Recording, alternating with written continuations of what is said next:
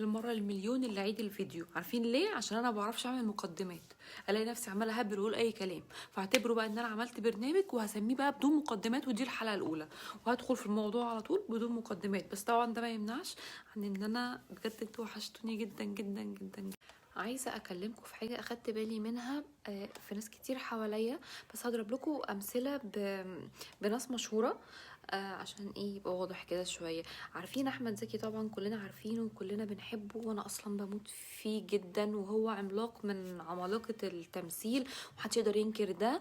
حقق نجاحات فظيعه وشهره واخد جوائز كتير واتكرم وعاش حياه يعني. لو احنا كده بنبص عليه من بره هنقول ان هو الراجل ده يعني حقق كل، عاش عيشه حلوه جدا. يا عم احنا عايزين بس ربع اللي انت عيشته ده. ومع ذلك كل صحابه وكل الناس اللي كانت قريبة منه كانوا بيأكدوا ان هو ما كانش انسان سعيد خالص يعني. وده طبعا كان بيبان فيه، كان فيه دايما نظرة حزن في عينيه واضحة جدا، مش بس في التمثيل ولا في الكلام ده، لا هو كان حتى في اللقاءات والكلام ده عينيه كان فيها حزن يعني واضح جدا جدا. ويمكن ده كان سر ان هو كان بيدخل القلب، مش عارفة يعني. آه، بس ده كان سببه ايه؟ كان سببه ان هو ما كانش طفل سعيد، عاش طفولة آه، قاسية جدا يعني. طب يا سلام، يعني هو يعني عشان حد يعني وهو عيل حصل له حاجة فمعنى كده ان هو كده خلاص حياته وحشة؟ لا، ما هو اتعود. للأسف للأسف الحاجة اللي بتحصل للشخص وهو طفل بتبقى جزء منه مهما يكبر ومهما يشوف ومهما يحصل له، بيبقى دايما في جزء كده من جواه مطفي. ما بيبقى دايما كده في حاجة كده من جواه ناقصة، ما بيعرفش يحس بالسعادة زي ما هي يعني. دايما بيبقى جواه حاجه مكسوره ما بتتعالجش. كمان عارفين ويل سميث؟ طبعا اكيد كلنا عارفين ويل سميث. انا اصلا بعشقه بعشقه، ما بفوتلوش حاجه، ما بفوتلوش فيلم، ما بفوتلوش لقاء، ما بفوتلوش فيديو اشوف وشه بس انا راشقه في الفيديو ده. من اكبر نجوم هوليوود، اخد جوائز كتير. ما يعني عامل معاه فلوس على قلبه قد كده قد كده، معاه فلوس جميع يعني. ربع بس حظك كده يا ويل انت، بس بص والله العظيم وانا احط رجل على رجل مش عايز حاجه تاني من الدنيا. ومع ذلك ويل سميث برضو انسان مش سعيد خالص. حتى في حياته مع مراته وكده يعني.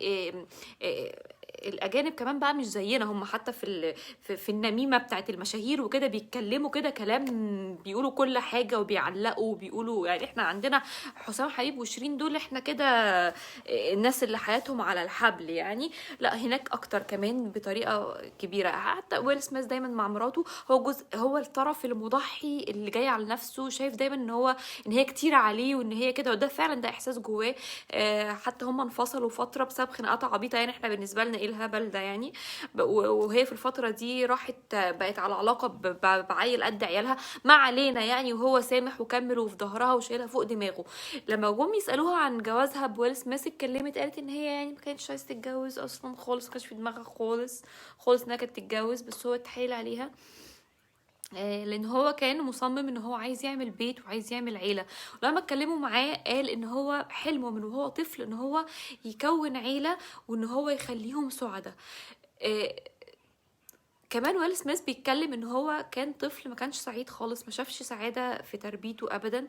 كانت علاقة والدته بوالده كانت صعبة، كان بابا كان قاسي جدا، كان طول الوقت في خناقات مع مامته، كان على طول بيهينها وكان احيانا كتير بيضربها. لدرجة ان ويل سميث كان دايما كان طفل خايف، كان طفل مش حاسس بالامان. كان من ضمن الحاجات اللي كان بيعملها ان هو كان اول ما يجي بابا يدخل البيت كان يحاول يضحكه، يقول له نكتة، يتشقلب له، يعمل له اي حاجه عشان باباه يضحك، يحاول يضحك باباه عشان يضمن ان باباه ده مش هيتعصب فيروح يتخانق مع مامته او يضربها او يحصل اللي بيحصل بينهم. انتوا لو تعمقتوا في الفكره دي، الفكره مرعبه. ان طفل يحاول يضحك باباه عشان بس باباه ما يتعصبش، عشان ما يأذيش مامته او ما يعملش فيها حاجه. الموضوع مرعب. يعني انا عايزه بس اعرفكم ان احنا علينا مسؤوليه كبيره جدا جدا جدا ناحيه ولادنا، مسؤوليه ان هم يبقوا سعداء. المسؤوليه دي لازم تعرفوا ان احنا اللي هيشوفوه معانا صعب ان هو يتعوض بعد كده. هم في طفولتهم مثلا مفيش فلوس، فممكن في في اي وقت في عمرهم الفلوس تجيلهم. لو هو مثلا ما فيهوش نجاح، كان عيل فاشل في الدراسه ولا وارد ان هو ينجح بعد كده ويشوف النجاحات بشكل او باخر. لكن هو لو هو طفولته مش سعيده، وهو مامته وباباه دول هما العالم بالنسبة له، فلو العالم بالنسبة له في دول، فلو حد فيهم مش بخير فهو كمان مش بخير، هو هيشوف حد فيهم مش في امان، هو كده الخوف هيدخل له لان ده اتأذى، فانا كمان فهو يعني مصدر الامان عنده ما بقى اتأذى، فهو كمان خاف. لذلك يعني عايزين تأذوهم بجد، مش ان انتوا تحرموهم من انت ممكن تملى تلاجة عيالك باكل قد كده وحلويات قد كده ودولابهم ده يبقى مليان هدوم ومليان هدايا، بس ده كله ملوش اي قيمة لو ابنك مش حاسس بالامان وبالحب يعني هو ده اللي طفلك محتاجه، الامان والحب. ولو هو ما شافش ده، ولا اي حاجة تانية ليها قيمة، ولا اي حاجة تانية ليها قيمة. لو انت مثلا حد فقير بس بتجمع عيالك وبتعمل ذكريات حلوة، بتتلموا كلكم حوالين اكلة، بتخرجوا انتوا كده خروجة مع بعض حتى لو الخروجة دي بسيطة، لو مثلا ابنك ده في يوم من الايام مثلا حصل له موقف ولا زعل ولا بتاع، بيلاقيك بتطبطب عليه، بيلاقيك بتاخده في حضنك، بيلاقيه كده، هو ده اللي هو محتاجه.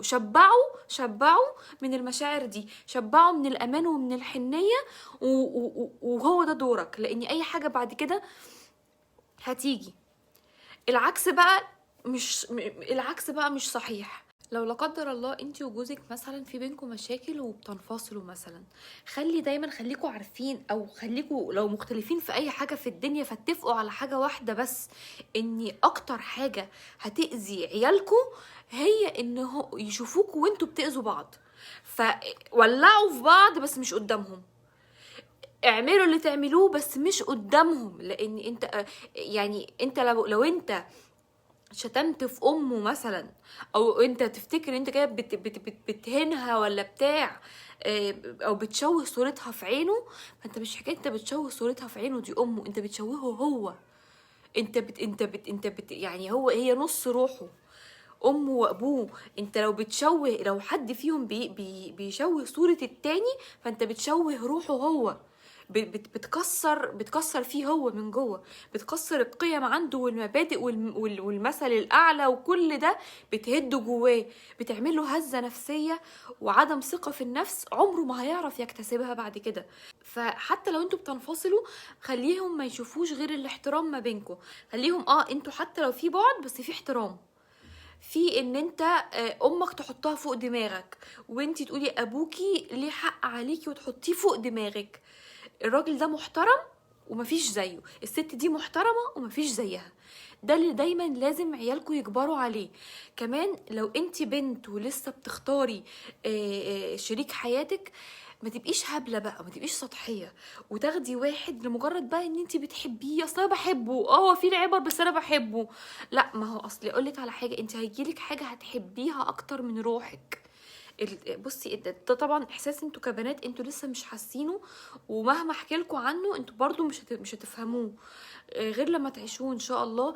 احساس ان انتي بتشيلي ابنك او بنتك، انتي بتشوفي ضعف، انتي شايله حاجه ضعيفه قوي لا حول ولا قوه ليها غيرك انتي، يعني هو بالنسبه له هو مش شايف غيرك انتي اللي متعلق بيها، انتي اللي عينه عليها، انتي اللي لما بيشوفك بيحس بامان. روحك والله اغلى من روحك، هتحسي ان انتي شايلاها بين ايديكي. لما تحسي ان الحاجه الضعيفه دي بتتأذي بسبب اختيارك، بتتأذي بسبب ان ابوهم اللي هو المفروض مصدر الحب والحنية والأمان ليهم هو شخص أناني، شخص قاسي، شخص سطحي، مش قادر يشوف قيمة الحاجة الكبيرة، قيمة عياله، مش قادر يحبهم، مش قادر يحبهم أكتر من نفسه، دي حاجة بشعة. وانت ممكن تاخدي واحد مفيش بينكم حب، بس انت عارفة ان الشخص ده محترم وحنين وكريم، تأكدي ان مع الايام لو هو فيه الصفات دي والله الحب كده كده هيجي. العكس بقى مش صحيح. لو بتحب ابنك او بنتك خدوا بالكوا قوي من طفولتهم، ولا بالفلوس، مش هي الفلوس اهم حاجة، مش هي المظاهر اهم حاجة، اهم حاجة الحب والامان، الحب والامان. والحنيه دي اللي الطفل محتاجهم، شبعوهم حب وامان وحنيه، اي حاجه بعد كده هتتعوض.